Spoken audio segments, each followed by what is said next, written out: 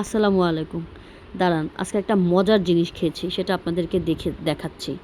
আজকে হচ্ছে ঢাকা ইউনিভার্সিটির, এটা হচ্ছে চারুকলার পাশে অথবা কাজী নজরুল ইসলামের সমাধিস্থল, তার ঠিক পাশের একটা গেটে এরকম করে ভাসতেছিল।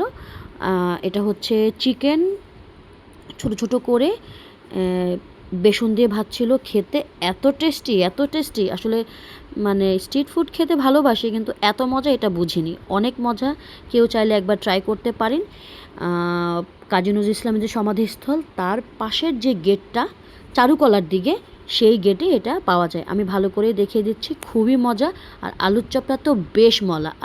আলুর চপের ভিতরে আবার হচ্ছে কাঁচামরিচ দিয়ে একটা সুন্দর করে প্রলেপ দিয়েছে, খেতে কিন্তু বেশ ভালো লেগেছে। এই যে এটা ছিল চিকেন, আর চিকেনটার সাথে মজার একটা সস দেয়। আমি জানি না, ঢাকা ইউনিভার্সিটির ওনারা খুবই লাকি, তারা এটা খেতে পারে। আর এই যে বলেছিলাম যে আলুর চপের ভিতরে একটা কাঁচামরিচের মতো একটা মজাদার মশলা আছে, সেটাই দেয়া ছিল।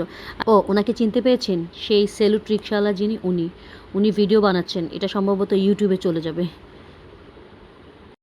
যাই হোক, বেশ কিন্তু খাবারটা মজা, একবার ট্রাই করতে পারেন চাইলে।